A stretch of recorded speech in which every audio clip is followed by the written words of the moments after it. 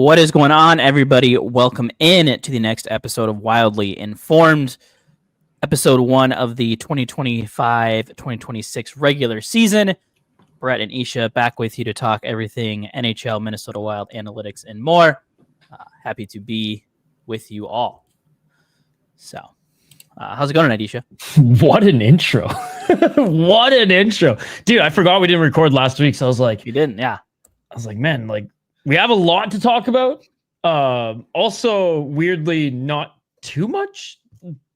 A lot of opinions, I guess, to siphon through. But I'm stoked that the start of the season is here. This schedule is insane. I know we kind of mentioned it in passing. Oh, yeah, the schedule's pretty condensed. But, it is really... It's crazy. It's weird that there's not a game tonight. But, back-to-backs, and they're right back to it on Friday, which I will be live covering. Brett, if you're watching it, more than welcome to jump on in between periods as always. Yeah. But Capitals Wild, and this week's been crazy. Last week was crazy, and it's not slowing down until the Olympics are done, guys. So it's just nuts to see 3-4 games in a 7-day span, over and over and over again. And there's a random 4-day break between, but then it's right back to back-to-back 2-day break, back-to-back one game a day or two later. It's insane. Yeah, I'm looking at their schedule right now. I see a 3-game break from November 12th through the 14th, and then the Christmas break, the 25th to the 26th. Otherwise, they never, between that, have no more than 2 days between games until that's wild. The Olympic break. So, and then I don't think again the rest of the season. Yeah, so no long stretches at all this year. Like you said, very condensed down. 4 games already that we've gone through. So a lot to get to from the Wild perspective. But we'll start off some hockey headlines here. Starting off with some pretty big injury news around the league. One of the most notable here, Brady Tkachuk, out at least 4 weeks with a hand injury. They were going to determine, I think, in the next 24 hours or so, whether or not he needed surgery. And it could potentially be more than 4 weeks if he is injured, which could have big impacts for Team USA. So I think that one was pretty notable because we'll have to see if he can't go for the Olympics. Obviously, some names, maybe like a Frank Nazar or someone can sneak in after that. Yeah, no, for sure. I mean, it sucks to see, given that one of the anchors, one of the pillars on that Senators team, selfishly as the resident Canadian, it's the less big boys that Team USA has, the better. But no, I mean, obviously, I want to see best on best, and I do want to see both the Tkachuks compete in the Olympics. So hoping that it's not the worst. Yeah, and if you're wondering if Ottawa's feeling it, they just got beat 8-4 by Buffalo tonight. So losing Brady Tkachuk on that energy probably hurts a little bit. So we'll see. Hope for the best. Speaking of that, did you see what Russo just tweeted? Or retweeted, I should say. I'll bring it up on screen here in a sec. But I was laughing because I just saw the results, and then opened up Twitter just to share this link. And if you guys are watching on Twitter, come over to our YouTube channel as well, the Sota Pod. Join our live chat here. But yeah, it made me not quite belly laugh at the beginning of the show, but I was like, I got to extend this intro a little bit because I'm laughing a little bit here. So the mentions don't disappoint. Yeah, they're pretty good. 5 hours ago, you can win a 5-game ticket back. I think the favorite one I saw in there, someone took a screenshot. I don't know if it was the tickets for tonight or for later, but there was one, I think that showed the ticket prices were $8.86. So they're sweet, so a $40 value.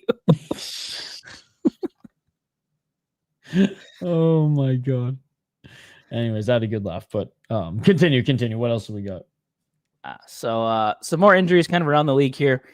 Jacob Markstrom, goalie for the New Jersey Devils, out a few weeks with a lower body injury.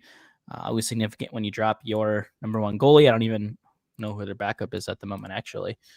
Let me take a look. I feel like they've had a lot of goalie turnover there. Yeah, and it sucks. I know he was coming into that season all right, this locked and loaded. Made some strides last year. The team as a whole. They got Jake Allen, so they could be worse off, but Jake Allen's not too bad. Yeah. It does suck for Markstrom. I know he's starting, he's getting older, and man, it just seems like every year he's plagued with something. Yeah, because he's now up to how old now? 35. Yep, so getting up there. Crazy, man. Time's flying. Former Minnesota Wild legend Dmitry Kulikov out 5 months with an upper body injury and surgery needed to fix that injury. Another big blow to the Panthers, who are already without Barkov and already without who else did they lose? It's just surprises me so much that like Kulikov's had like not like a resurgence to the point where he's like a top 4 guy by any But means, usable. But yeah, like he's one of those guys who's like kind of just, I say resurgence because he like won a cup, but like he's still in the league, like kind of like the Jack Johnson's prior to this season, and like Goodbranson's of the world. Like Eric Goodbranson is still in the league. Like it's wild. Yeah, there are some old farts that are still out there. So yeah, it's one of those you wonder, like, does this kind of put the stop on the career? I think he signed maybe like a 1-year extension with them. But a 5-month injury at his age, that can get pretty dicey. So we'll see what happens. Especially when he's there for a depth role, and it's like, okay, well, right. A couple in the division here: Sean Dursey of Utah out 4 weeks with an upper body injury, and then Sam Girard of the Avalanche week to week also with an upper body injury. So a couple key pieces of blue lines there injured for some teams in division. So as expected, this division's looking like it's going to be kind of wide open. We've seen some success and some good games, some bad games from everyone across the division. I think Dallas is the only one that's unbeaten in the division right now. So, and obviously beat the Wild last night. But some more injuries there that could, hopefully the Wild can take advantage of teams being missing some of those players and getting some games in that way to get up in the standings and build a cushion. Some contract extensions. We'll start with some of the more minor ones here first. Jack Roslovic and Winnipeg agreed to a $1.5 million deal. He's a decent player, like kind of a, maybe that Ryan Hartman mold, maybe not quite as good, but a guy that can play on your third line. I was surprised he went this long into the season unsigned. And it sounds like toward the start of the season that the Wild maybe had a little bit of interest, just given, I think, probably that Zuccarello news and the Sturm news. But ends up going to Winnipeg on a 1-year deal. I would imagine the Wild, seeing that the struggles they've had 5-on-5, they maybe wouldn't mind having a guy like that in there, but alas, he's on division rival instead. Oh, sorry, is it Edmonton? I don't know why I wrote Winnipeg. Edmonton. Yeah, I was just going to say. Mixed him up with Kyle Connor somehow. For Edmonton. To get him, I know it's just like 1 year, and like even if he does well, it's going to be hard for Edmonton to like give him a raise or like an extension, but I think it's like a good pickup. It's just a good signing for them right now. Good depth guy. Like you said, injuries are showing themselves now in the league. Edmonton aren't immune to that either, and I think he's a great depth player, and if he does play well for them, he's going to get paid and probably sign some terms somewhere else, or maybe there's a universe where they fit him in if there's just like chemistry and they go far again, or even win the cup. But I mean, I like this for the Oilers, like solid bottom 6 guy in the day and age of rising cap. And I know it's only 1 year, but still $1.5 million to get him in there. Sick. I take that over Johansson, even at $800,000 more. Staying with the Jets, we'll go to them. Staying with the Oilers. They also extended Matthias Ekholm 3 by $4 million, which I think if he stays healthy is a great extension. He was phenomenal last year and then got hurt kind of toward the end of the year, but a little bit on the older side, but a guy that if he can stay kind of even near the top of his game, another really good value contract there in Edmonton. Yeah, I mean, I've always loved Matthias Ekholm. I thought in Nashville, he was like one of the more just underrated defensemen out there, kind of like Jonas Brodin, like a guy who like everybody who's just like a hardcore NHL fan knows is really good and like one of the best players not talked about on the team. Obviously like has done well with the Oilers so far, getting, in the towards, or if not in like the final chapters of his career, but like still very, I would say more than just serviceable, like still a very good player. And I like it. 3 more years, $4 million. That's another really good deal. And I think a lot of these Oilers are realizing like, man, we've tasted it twice. Like we're so close. We've been able to see that light at the end of the tunnel, literally 2 years in a row. Like, let's not break up a core that we know wants to be here. And their windows as long as McDavid's there. So it's 3-4 years. Let's do it. Right. Exactly. Another team loading up on a great value deal. The Montreal Canadiens and Lane Hudson come to a deal. 8 years, only $8.5 million, which to me is an absolute steal for Montreal. Just the way that contracts were going, the skill and promise that he showed last year, notably on the offensive side of the puck.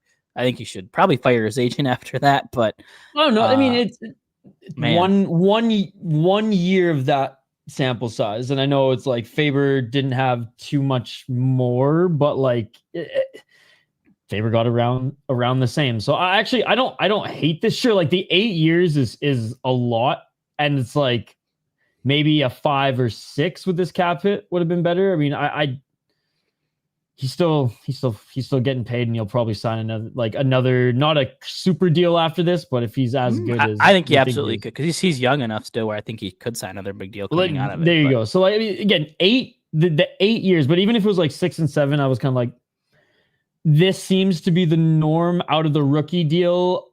If they didn't play 3 years, some of them played 3 years and have showed like, okay, I am more than just this tier now.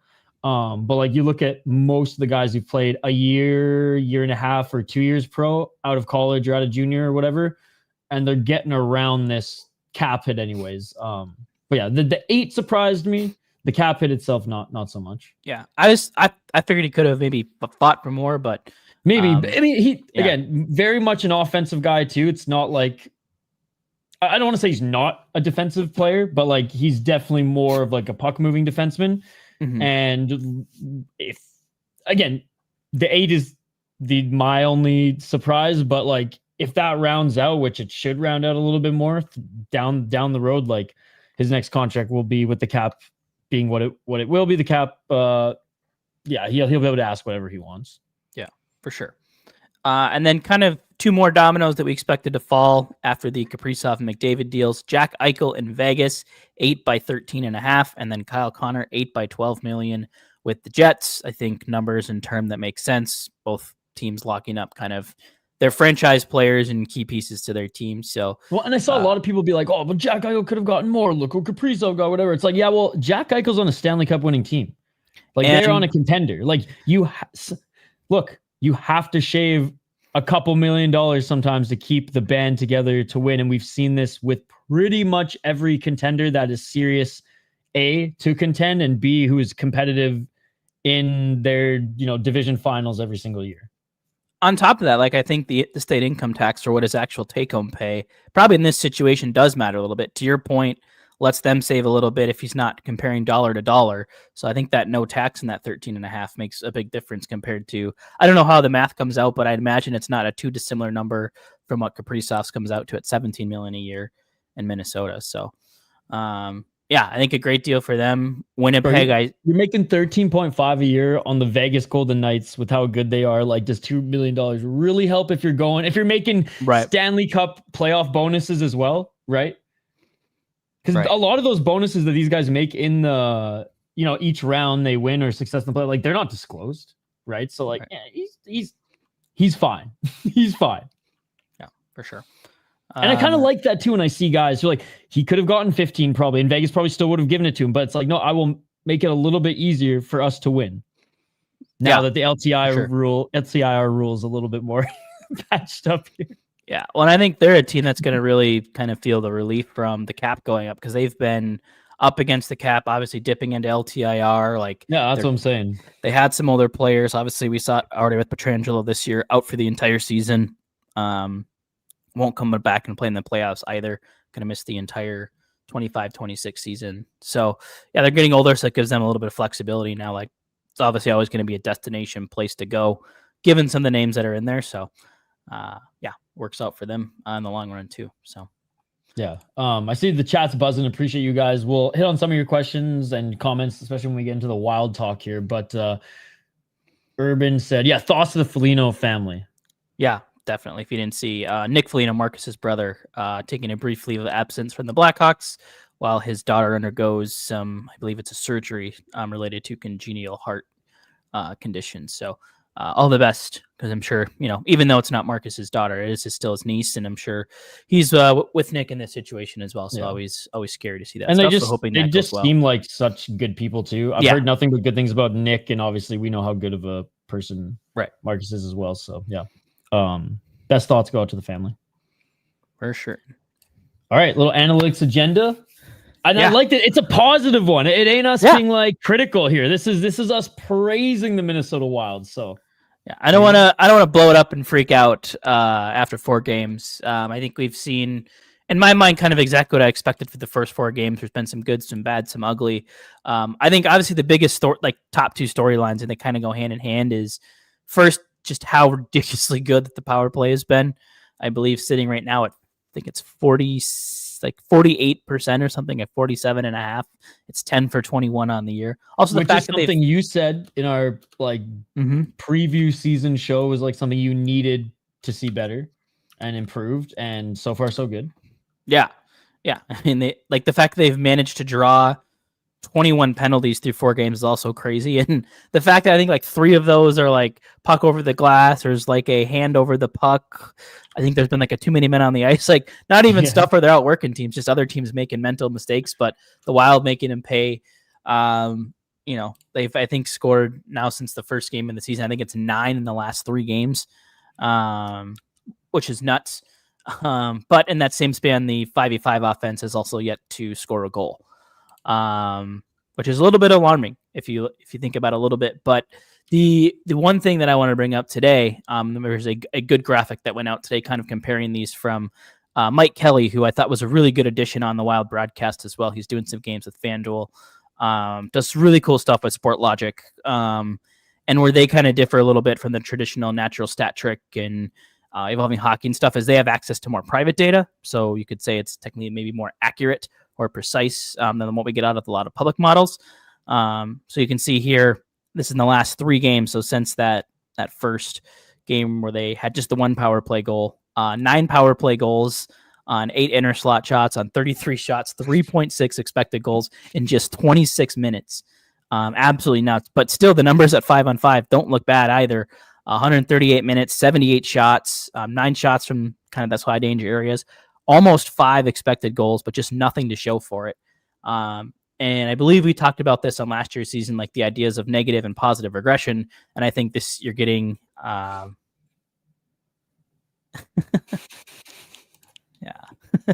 I mean, I don't think he's there to be a TV personality, but he's there to give an insight on the stats. So as a stats guy, big fan of that. But I think the first area is the positive regression at 5-on-5. If you have 4.8 expected goals, the formula in place says you're expected to have about 5 goals at 5-on-5. They have 0. That will come back. Now, does this mean they're going to go out the next game and score 7 times? No, but over the course of the next 10 games or so, we'll probably see that their expected versus actual goals scored kind of come closer together at 5-on-5. And I think we'll see the opposite on the power play.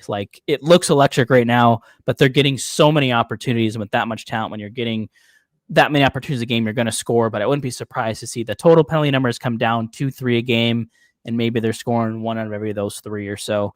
I don't think they're going to stick at a nearly 50% clip, but I would not be shocked if this power play, when healthy, continues to produce elite and is in that 25 to 30% range, which is still really, really good if you're going, 1 for 3, 1 for 4 every game.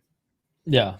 Z brought up a good point on, I've been filling in for the first little bit of Judd's Buds as Hoppy and his wife are actually ready to have their second kid any freaking day now. So he's been helping out, putting the other little one to bed. So I've been filling in the first segment. Z brought up a good point, saying that Eck and Foligno's line has been playing really good overall, and it good defensively, been mean out there, but it's just not a good place for, not that he's been bad, but for Tarasenko, in the fact that this guy's coming in here to score, that those 2 guys aren't going to set him up. And we know that he still got it, because you look at him on the power play and it's okay, he looks really comfortable in an offensive role. And not to say that he hasn't helped in that line, and that the line's been a hamper offensively by any means. They're doing a good job, but it's just it just seems like it's not a good fit or a deployment if you're looking for 5-on-5 scoring, and you have this guy who's, again, I don't know why Wild fans are acting like he was freaking washed coming in when he had 1 bad year with Detroit. Recently has been healthy. I don't know. And we saw a sample size of the preseason that suggests that he would be fine. I hope his deployment is at least just played around with a little bit moving forward. And again, we're only 4 games in, but it's let's try to squeeze this lemon a little bit more. Let's try to get some more juice out of him. Yeah, and it's like I've talked at length on this show. I think Joel Eriksson can kind of play any role, but I think it's when you have, to your point, when you have kind of two different identity players in Tarasenko on the right wing and Foligno on the left wing, where you have kind of a more forechecker, defensive forward, and then to your point, more of that offensive minded. Like then you have Ek in the middle who can kind of do both. Like yes, there's some balance there. But at the same time, like to your point, it's just like there's not a lot of synergy. There's not a lot that they mesh on that they're all doing well.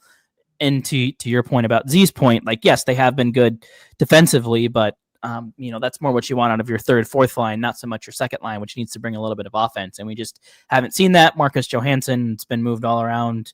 I think he's got like 2 points so far, which isn't horrible, 1 or 2 points. And he's looked like Marcus Johansson. Yeah. Like I've never like hated him. I've never loved him. It's like he's always just kind of done his thing. And like, yeah, has he been snake bitten sometimes? Absolutely. But like on the other hand, it's like he's never consistent when like it comes to points. It's just like sometimes he's like hot and he's scoring a lot, and sometimes he's just snake bitten. But like overall, he's bringing the puck in the offensive zone. Whether you like it or not, he's bringing the puck in the offensive zone.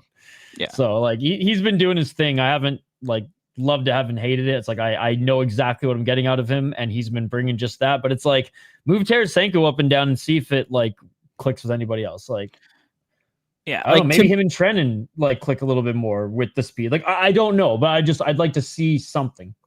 Yeah, I'd be interested to see like almost just swapping Ek and Hartman, where you have Hartman with Tarasenko and then Johansson, or however you want to, if that's the third line, the second line. But at least Johansson, can carry the puck in.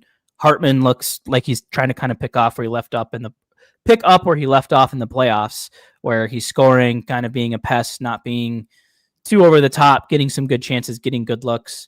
You pair that with Tarasenko, who can both pass and shoot, and then Johansson and puck carrier. Like to me, that's a little bit more synergy in that sense. And then if you can load up your third line with, Foligno, Yakov, Trenyan, and then Joel Eriksson Ek, like now that can truly be a third line checking line where, you have 3 big bodies that you can match up against, some top lines and stuff, and you're not worried. So I think to me, that's what makes more sense. We'll see if they go that way, but as we'll talk about here in a little bit, there could be another solution here to potentially fix some of this as well. Yeah, I mean, Ezekiel's saying Hartman should get promoted. He's played really well, but like, what is a promotion at this point? He's playing really well and he's doing his role. So let's keep him doing his thing. Like, I don't know at this stage in his career if like a promotion is really necessary to like get a message across to him. It's mostly like, I don't know. I would say like the GM and owner saying, "Hey man, you're crushing it. Keep doing what you're doing." Sends more of a message, and like we're going to give you a few shifts on the top line that throws off some of the other chemistry. Yeah, or the other play is can you move him to the wing, but then who's kind of centering your bottom 2 lines. Obviously you have Urov there, but you don't fix what ain't broken. Yeah. Right. So we'll see. Yeah, but I think there's still tweaks need to happen, or it might just be spreading the wealth. Like that top line has been so good, like it's hard to break them up because they just dominate the puck every time they're out there, whether power play 5-on-5. But do you split up, Kaprizov and Boldy? Or I think what we saw last game is they slid Rossi off that line and moved Ek up, and then Rossi adds a little bit of an element, of offense to that second line. So we'll see. This isn't be a GM on like the video game, bro. Like, I'm sorry. Yeah, like I get you wanting to reward him in that, like, but there's different ways to reward a player in the NHL when things are working versus okay, we're going to give you more minutes, or I think he knows how much they value him right now, and I would be shocked if anybody in the organization isn't positively reinforcing that right now. I don't think he needs top line minutes. And I don't think it's going to solve anything for the Wild anyways, because, distribute your wealth while you can right now. Let's try to get some 5-on-5 scoring going again. Should we get to puck your opinions? I feel like I already beat the segment to it there because I've been pucking all over Ezekiel's opinion here, but let's get into it officially. I just want to say, puck your opinion. All right, so to keep things moving here into the kind of final segment of the show, essentially we're talking about the power play and just how good that's been. I did want to talk a little bit about Zeev Buium, who obviously has been a huge part to that power play being successful. He's got 5 points now in 4 games, a goal and 4 assists, looking every bit of the power play quarterback that the Wild have never had. And I think, slowly as the games have gone on, I think you've seen it, the 5-on-5 play get, better and better as well. I thought he was really good with Bogosian the other night. Seeming to be more physicality, Brett, though. Even like Yeah. game one, like it was, and we talked about it. You jumped on during intermissions, like that first period, especially the Blues are bullying the Wild, and he was one of the few guys who were like not easing up on hits, battling in the corners, and actually like playing physically across the board. So I've been very impressed with Z Buim, not just making the fancy plays, not just making that first pass, not just getting through the neutral zone, but like very much a complete player, which is awesome to see. Yeah, and to your point, like not shying away from those dirty areas. I think that was kind of something in the preseason and a little bit last year that you saw early on is, at times he seemed hesitant to go in to make a play, to engage in contact. But now I think, to your point, he's kind of embracing that a little bit more. He's been able to ease into it with the preseason versus coming from college hockey, which again, the playoffs are wild too. But like, I'm sorry, I've started to watch a lot of college hockey now. Like, it ain't the same like when the Stanley Cup playoffs are here, and it's just like, it's a completely different level, right? Like, he's had 3 shots on goal in this time, and I think both of his assists in the power play the other night were primary assists. Let's see how many. Let's go all strengths here. I think all of his points are on the power play. Yep, which they are. But he's got a goal, and then 3 of his 4 assists are the primary assists. So like he is the one making the plays, and I think he probably should have had 1 more assist last night, late in the game when the Wild were kind of looking to tie it up. I think it was when they were down by 2. They eventually Kaprizov scored, but Buim made a really nice play off the top, kind of like had a bunch of ice, and like everyone kind of expected him to shoot, and he throws this little like no look pass right to Kaprizov, and it just handcuffed him a little bit. One that I think Kaprizov probably wanted back, and I think if I don't even think maybe Kaprizov was expecting he's kind of sneaking down into that spot, and Buim found him. But I mean, I'll take this at this point. Like if this is what I'm going to get from Buim, like I'll take some defensive warts. I think this is kind of the Lane Hudson experience a little bit, right? From last year with Montreal, the Bedard experience in Chicago. Like, yep, there's going to be some issues on the defensive side of the puck for a young guy, but just the offense that he's bringing the other way, like it is valuable. Yeah. And honestly, like the defensive woes aren't as loud as I thought some of them would be right off the bat, which is good. Like I'm more so impressed on that side of the things than not, because maybe I just didn't set like defensive play expectations as high as some, like maybe even you. So maybe that's why I'm a little pleasantly surprised. As far as the offensive stuff goes, like hell yeah, dude, he's looking like exactly how comfortable he was in college offensively. And once the defense side of the game just becomes a little bit more second nature to him, man, even just like positionally, he's going to be just insane. He's going to be one step ahead of everybody. Yeah, and I think there's a lot of people right now that are kind of pointing to always a -6, like, but I think you look on the other side, like 2 empty net goals against last night. I think he has one other one as an empty netter. I think maybe in the Columbus game that he was out there for. So you have 3 on empty nets alone, and then that Columbus game he was a -3 at 5-on-5, but that was his. He had a 68.9% expected goal share that game. So some poor goaltending, some bad puck luck in that one. And then 79.5% expected goal share last night with him and Bogosian out there, getting some time with the top line and being an effective piece of that. And I talked about how I wondered if we would see that more with getting Buim out there with that top line to essentially give them a 4th forward. And I think we're seeing that more and more now as he gets more and more comfortable. Bro, both of us have been critical of Bogosian. You a little bit more than me. Yeah. We got to give credit where credit is due. Him with Jiricek in the first game looked great. I mean, him and the young guys are looking good right now. I've been impressed. And I just like how he's not making a lot of mistakes, still doing what he does, best. Gets the puck, slows down the play, sends it up the boards. But it's less of a reaction now and more, okay, I got options. I got this young guy on the other side or behind the net waiting for me, or I can just do my Bogosian thing now and fire it up the freaking glass and, bing, bang, boom, the play continues. And in all seriousness, it just seems like there has been some decent chemistry with either him or Buim or Jiricek on the early games here. And yeah, I mean, I'm happy that we're even talking about him in a positive light, because usually when we're talking about Bogosian, it's not in the most positive way. Yeah, and it's been in some sheltered minutes, but he's had a rotating cast of D partners as we've kind of moved through this Brodin injury. But yeah, he's sitting right now at a 63.4% expected goal share, like very, very good, nowhere near what he was at last year. He's a +3. And I want to shout out, there was someone on my Twitter feed today. Shoot, where is it? Where did it end up? I'm not seeing the comment. Oh, here we go. From David Mueller, who pointed out that +3 is pretty hard to pull off when you consider that the Wild have, I believe, 4 even strength goals and 1 shorthanding goal. So yeah, there's only an opportunity for at most a player to be +5, and he's +3. and he's right up there. So yeah, no, it's been good. Now, like as the season goes on, we'll see what happens. But so far, so good, and yeah, happy. To see and I think we saw this at points last year too, where he was effective earlier on in the year or in stretches after they had a break, but the old age kind of catching up with him a little bit, and slowing down. There's a lot of miles, man. He's been playing for a while now. Yeah, but I did tweet that out that I'll eat a little bit of crow because I was pretty critical of wanting him out there. But I will say I still do think that at least from what I saw in Game 1, that David Jiricek looked the part and should be in the lineup.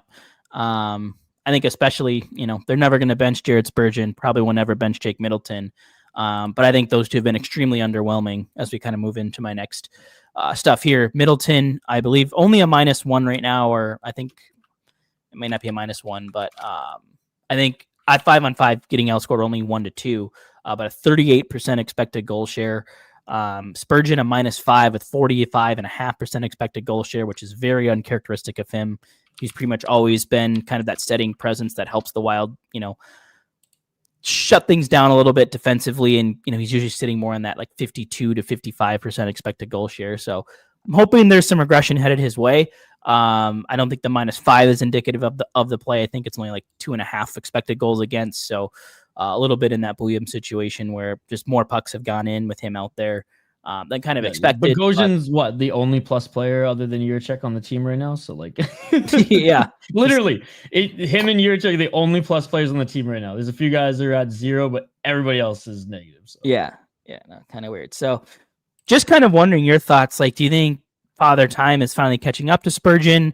Do you think it's just a little bit of a slow start, some rotation of defensive partners finding that chemistry again?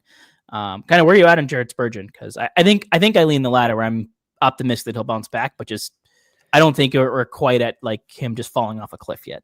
No, I don't think he's fallen off a cliff yet. I think we might see the beginning of like some more ups and downs, sure. and maybe it'll eventually trend the next 2-3 years. Somebody's even here in 3 years. It'll probably be like a downward trend, but I don't think it's going to be a big steep fall off. Because if there was going to be one, we probably would have seen it last year after that. Rushing back into camp, and then after the injury in the beginning of the season, and we saw the complete opposite, where he like came back and it was just throughout the whole season, like 60 games, it was just like, okay, there it is. So I think a little bit of Father Time here. Who knows how busy his summer was outside? Because I know he's got like, how many kids does he have? He's a freaking full Dodge Caravan full of kids, 4. Right? So maybe just like other responsibilities as well, where he just like needs an extra month to get back into that shape, or just playing shape, I'll say, that he was in throughout his career as like the beginning. I'm not just suggesting at all that he like didn't put in the work. I'm just saying like things change when you age, man. Yeah, for sure. And I think and routines have to change too. And like, how do you figure those out? Oh, this isn't working. Let's change it up. 4 games in, not happy with the play. I'll give him another 4 or 5 games before we start talking about a little more and go, okay, is this a problem? Because he's one of the guys that I never really worry about unless he's injured. Yeah. And I will say too, I don't feel like, when I'm watching Jared Spurgeon, like in a case where maybe the eye test doesn't really feel like, oh, like Spurgeon's look like he's turning pucks over, losing battles. Like it does seem like some occasional bad puck luck. And I think, as we mentioned that, the Kaprizov line is, going out with Bouillon and Bogosian, maybe Spurgeon getting some of those tougher matchups too. Always something to consider. Yeah. I think he will bounce back. I mean, he was by far and away their best defenseman last season. So I'd have a hard time believing he doesn't regain some of that form here. No, I think so too. Something to keep note of going into, I guess keep note of and follow up on next week's show. Yeah, definitely. Because every week we're gonna have a fat sample of games to talk about. Whereas like last season, it was like, okay, we had 3 this week. Okay, we had 2 this week. Now it's like, man, we're gonna have like 3 to 4 a week. Yeah, no, definitely. And I will say the other encouraging thing, one of my big takeaways from the blue line, has been Jonas Brodin, who's come back a lot quicker than I expected. I thought we'd maybe miss 4 or 5 games to start the year. Only missed the opener, and since then has come back. 55 minutes of ice time, like eating up a ton of minutes right now through 3 games. He's got a 58.9% expected goal share. He's been scored on twice at 5-on-5. But I think that the numbers there show, I think he looks ready to go. Like I'd be confident saying he's healthy. And, I think him and Faber are really going to start to find some stability. And I think if you can add that, you get Spurgeon to come back, you continue the offense to get some of this regression. And I think good days are ahead here for the Wild. And just there's nothing jumping out at me right now that's like alarming where I think like, I'm a little bit more worried about this team than I thought I was. Penalty kill at 60%, but I think they've done a lot better. That kind of a fluky one last night in Dallas where Middleton breaks his stick, can't make a play. You had the one go off Bogosian skate, which, he was a little bit out of position, but, he did his job in taking the stick away. And in the process, it hits his skate, but he was in okay position. So, like, it's not for me, like, I think they have 4 goals against. I had 2 of them right off the top of my head there where I'm like, there wasn't systematically some of the breakdowns that we saw in previous years. Marchenko had some bombs in the Columbus game that are just, some good plays there. But so a lot to be optimistic about, I think, kind of going forward. Excited to see them play the Capitals too, as they got a lot of big boys. So it's going to be, again, just defensively in that physicality play, which I think is lacked a little bit. It's come in spurts. And honestly, it's weird because it's always in the first period in these games, in my opinion. The first period in these games, the Wild, like, just don't necessarily get outskated, don't necessarily get outplayed skill-wise, but they're getting out freaking bullied out. Like, they're getting bullied out there a little bit. And there's a few outliers who, haven't been, like, taking it or will dish it back a little bit. But, like, collectively, it's taken, like, a period for them to, like, just get that physicality going, or at least just to match it to a level where, like, they're not just getting pushed around. The Capitals are a big team, not necessarily the fastest team. Spurgeon's going to have to clear some friggin' space in that crease as well. So this is a big test to see how just he fares too. Yeah. 100% agree there. Remember who's the big boy on the Capitals team? Not Tom Wilson, the other guy who's like towers over him. Protas? Yeah, Protas. Dude, watching Spurgeon just try to clear him out of the crease, which is, I will say, some of the funniest shit I've ever seen, because like it's effective sometimes, but he's basically cross-checking this guy's knees or like hips. And I'm just like, sometimes he's moving him a few inches, sometimes not. I remember when I went to that game, I was like, I had really, really good seats, and I was just like looking right at the side of the goalie and the side of the crease. So I was like, oh man, poor Spurge. Like, this guy's a beast. Yeah. Oh man. I will say the one thing I'm interested in is just seeing, if Bill Guerin is kind of looking at this going like, obviously the underlying numbers for what they're doing at 5-on-5 is okay, but I think you're not seeing some finishing, and that might be because you're in need of another finisher maybe in your top 6. So I do wonder if, not that he's finisher actively in the top 6 or someone who can set Vladdy up in the top 6. Yeah, exactly. Either or. Yeah, I don't think he's like calling every team in the league, but I would imagine that he's maybe starting to throw some feelers out. There was some slow start, some anger in Detroit. Buffalo obviously is Buffalo.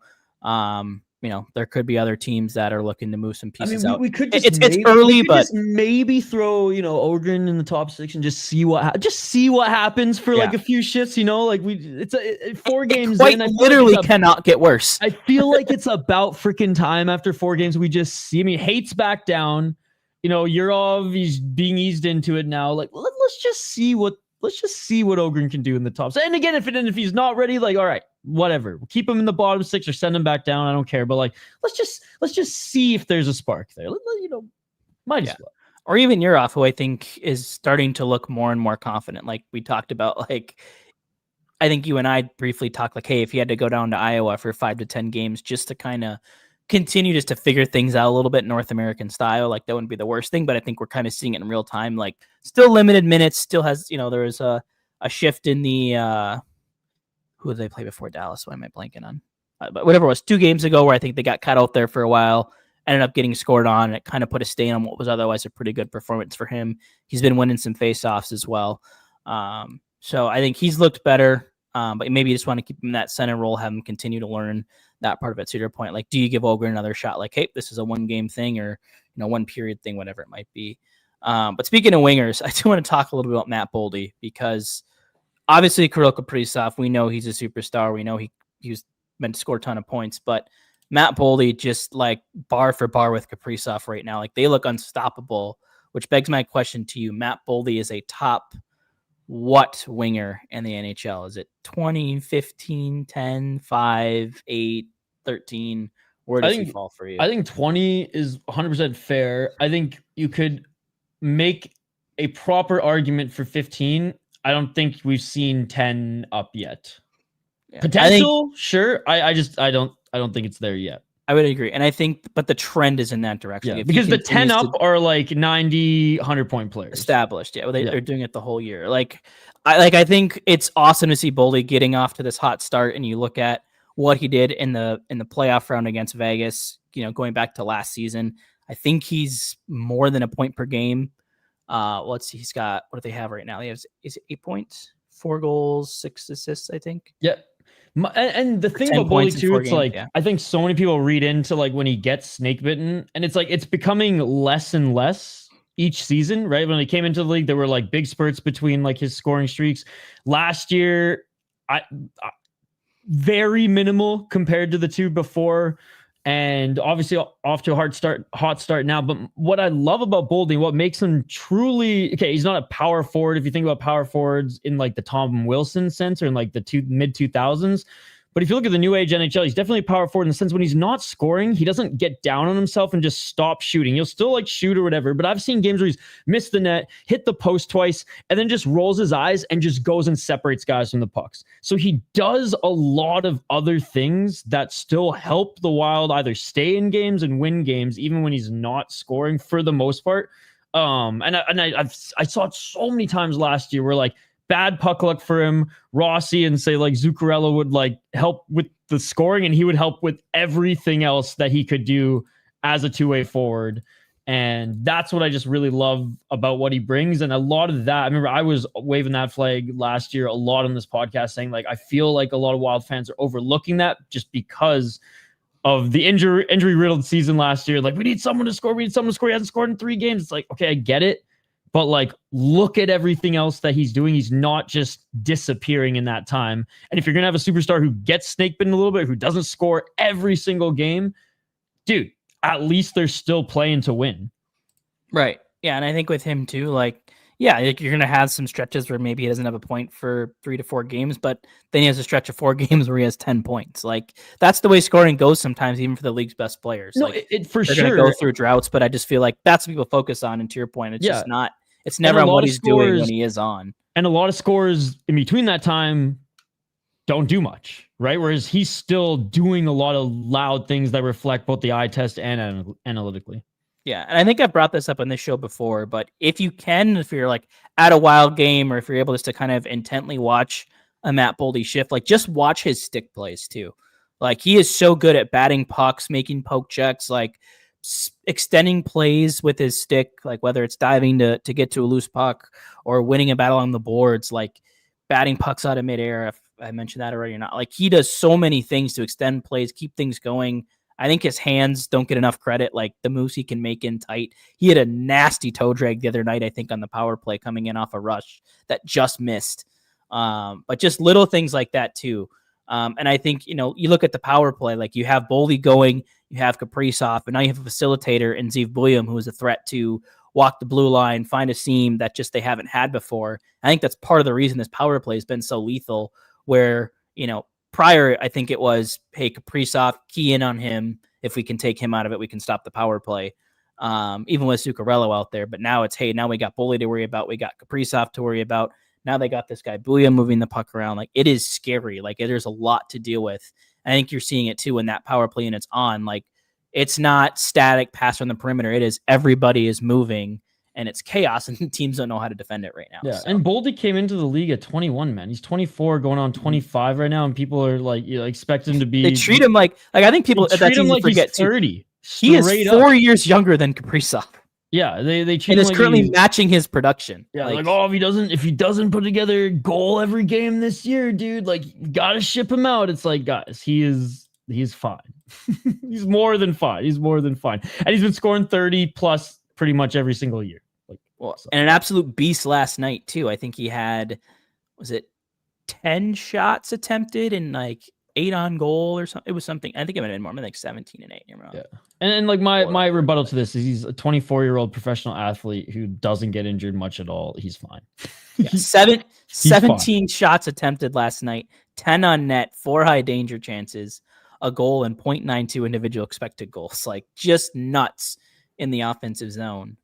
So again, I just hope we can continue it. Like this is the trajectory I've always seen for Matt Boldy, like 24 to 29, 30 is I think where you really see players truly break out, hit their peak. And not to say that Matt Boldy hasn't broken out. We've seen some 60, 70 point seasons, but I think a healthy lineup. And if he's with Kaprizov or even if he's not at this point, like, because the power play exists, like he is going to be a threat every night. I think this will be the true wake up for everyone across the league about how good Matt Boldy is. And it's been great to see him off to the start that he's had so far.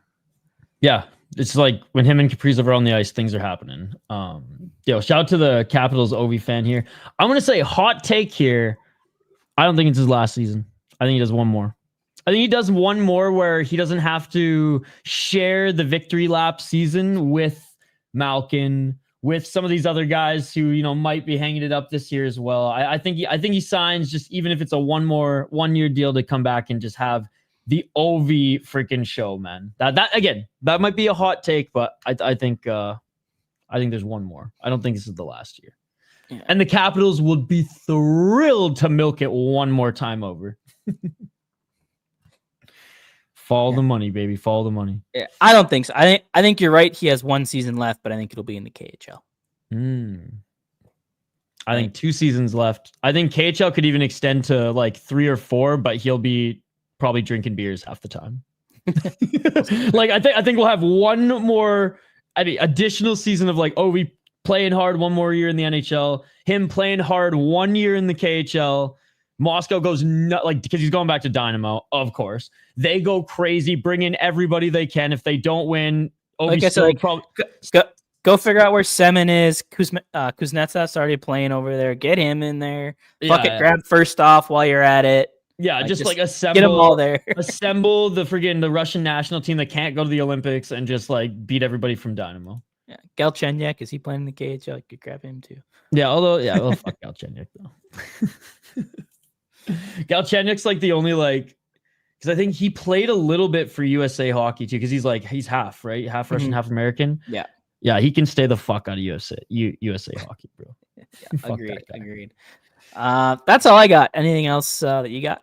No, that's it for me. Again, reminder, I will be live on Friday covering the Washington Capitals and Wild game on the channel. Brett's going to be joining whenever he's free during game day for intermissions, just to run down what we see. If there's any news in the NHL or news popping off throughout the game, we'll talk about it. And we're totally interactive. We'll be doing live play-by-play commentary, reaction to big moments, and of course, interacting with you guys as well. And I want to say a big shout out to the last game we had a bunch of people join us here, Sabres fans, Calgary fans, Capitals fans, and Wild fans, Brett. I don't know if you noticed this, from the UK and across the pond as well, hanging out with us. Some from Ireland and Scotland as well in the chat. So the Wild fandom, bro, is everywhere. It's global, which was super cool to see. And we don't really get to connect with the global fans when we do the live podcast here. But during game day, everyone's looking up, where do I watch this anyway? And we get a lot of people to our streams, and it's cool to meet Wild fans globally. So a big shout out to everybody out there, and this Philly fan as well. Shout out.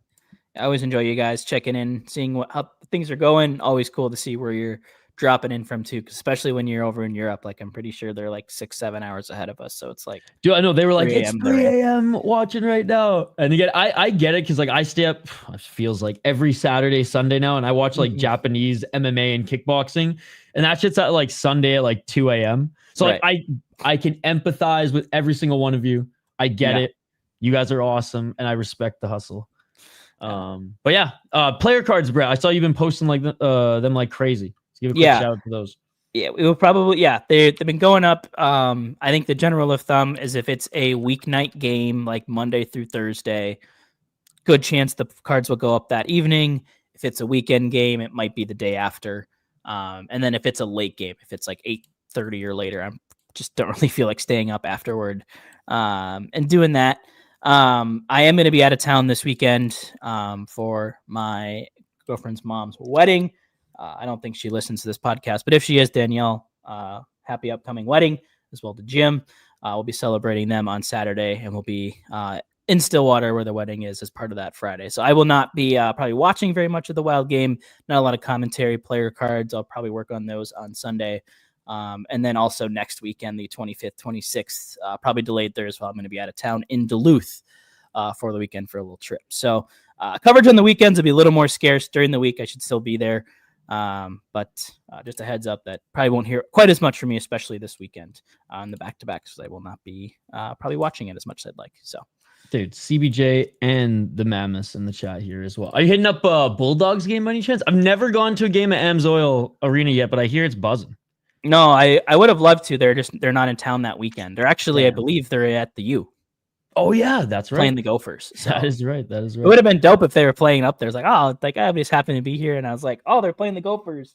Oh my god, damn, would have been sweet if. Hey, I will say this: end of November, Penn State's coming here, and I want to go see McKenna live. So maybe we get the Sota Pod crew together and we go see that game because I'd be down. That'll be a fun one. As long as we can get tickets, I imagine that'll be a hot ticket. So yeah, I went to a game last Friday, and I saw apparently so the Gophers won in shootout. Well, one fucking college hockey. You don't even win a game in shootout. You tie the game in a shootout. I roll my eyes to that, but anyways, they won in the shootout regardless. They apparently had the longest like shootout loss streak in all of hockey globally since 2007. They have not won in the shootout. Hoppy was telling me this, and I was like wondering why the crowd was like, obviously they won the game, but like there was something extra, and I was like, okay, like I get it, but like this is just like insane. Like people are like hugging each other and like crying next to me. I'm like, bro, this is like Boston College game 5 of the season. Like what's going on here? But that's why I guess it was like a stupid amount of days in between, which was crazy. Yeah. Well, so anyways, I was there for some history at Mariucci. Yeah, no, for sure. But that LJ Mooney kid, he's sick, man. He's sick. He looks pretty good. One more thing that I forgot to put in the outline that I do want to hit on just really quick before we wrap up was the Jesper Wallstedt performance against LA. But in the overtime in the shootout, obviously the Wild 3-0 lead heading into the third. He gives up 3 goals in the third, including one late. Like it'd be so easy, especially kind of given what he went through last year, to probably just mail it in, be like, oh, well, stayed mentally strong though and confident. Blew this one, but yeah, I mean, he looked so locked in and determined to win that game. Like a couple of huge saves in the 4-on-3. I think he made 4 saves in overtime and then stopped all 4 shooters in the shootout. And you could see he was fired up after every one. Like I would be too if I'm stopping Adrian Kempe and Kevin Fiala on one-on-ones, in basically my first year in the NHL. So, but yeah, like I thought, like if there are any questions about whether this kid has a future in the NHL, I think you saw the potential, all the hype that he's gotten. He's a gamer. He wants it too. You can tell. He's like, last year was a shit show for so many reasons. New chapter. The Great likely Wall of St. Paul. Yeah, and he'll likely see another start. Either I would imagine it's probably Philly on Saturday. They'll probably go with Gus tomorrow night in Washington would be my guess. But another chance to get this team some points. And to the point we made to bring the whole episode full circle here, like there's not a lot of days off. And not nearly as much rest as we've had in the past. So to your nice point, I think we talked about this, when we talk about the Gus extension, but it's important to have two capable goalies, I think, in this day and age. And I think especially in a season like this, where it's going to be so condensed, to have a number two that you can rely on, be excited about. And I think, Wallstedt, a well-earned victory. Because I think, obviously give the 3 third period goals, but I thought throughout the whole game looked really good with his movements, his rebound control, like very similar to when we see when Gus is on, just looking the part of an NHL goalie, which I think, if you asked me if I had that confidence in the middle of the summer, I don't know if I would have said yes, but I definitely do now. So, and I love how Wallstedt's the more like intense, louder one, whereas Gus is more of like, the quiet reserve one. Like both Swedes, both different personalities, both still relatively like young. Like this is shaping into be a sweet tandem, man, moving forward. Not just like for the Wild, but just like for the league too, right? Yeah. No, absolutely. Absolutely. Yeah. So there you go, guys. We've swooned enough about the Swedes. I can do it all day being a Canucks fan, but yeah. And there was except if his name's EP40, we don't talk about him right now. Yes. And I believe Fellowship of the Rinks, Joe Smith did a really, I think it was he that wrote it, about Wallstedt's kind of mental through the summer and battling in that game. It is kind of his thought process, and some really good, insightful stuff in there from Wallstedt. To your point, it's very well spoken. And there was a fun little nugget in there about like him and Gus talk all the time, but it's in Swedish. Yeah. But it's usually Wallstedt doing most of the talking. So Joe Smith, Fellowship of the Rink. New episode dropped earlier today, Wednesday. If you're watching this live on YouTube, yesterday, if you're listening to this on the podcast, Russo was on the episode. Really good stuff. We got him in right away to talk about the start of the season. Next week, the Nate Schmidt episode drop, guys, and I'm telling you, one of the best interviews that the boys at Fellowship of the Rink have ever had. I mean, it's Nate Schmidt. He brings the energy every time, and oh my God, there's some absolutely insane stories there as well. So tune in next week for that. Tune in next week for us. And Brett, excited to talk more hockey next Wednesday. Yeah. We'll have Monday too with the prospects as well. I believe we're hitting, is it top 5? This top 5. Yeah, we're wrapping it up this week. Yeah, didn't make it Monday. My voice is getting a little bit better, but I've been sick for like a week and a half now. So trying to get over that. So didn't jump on Monday to get some rest, but plan to be there back for the top fun 5. stuff. The top 5, baby. Should be good. So yeah, there we go. Monday, 8:30 Central. Wednesday, you'll have the podcast Fellowship of the Rink out in the morning, wherever you get your podcasts from, audio version and on the YouTube channel. Wednesday, you'll have us. And then don't forget, this Friday, Capitals game. I'll get that stream up tomorrow. Thank you guys for listening. Brett, last word goes to you. One note, next week could be Thursday with a Wednesday night game, although it is a 6:00 start, so maybe we'll do immediately following that puck. So maybe after I do player cards, maybe post-show podcast. Yeah, maybe a little 9:00 start for those that want to catch some more Wild after the Wild. Hopefully it's a win. I feel people usually are more willing to jump on after a win versus a loss. But, there we go. Stay tuned. We'll see. Will there be a Wednesday or Thursday next week, depending on some stuff. So yeah.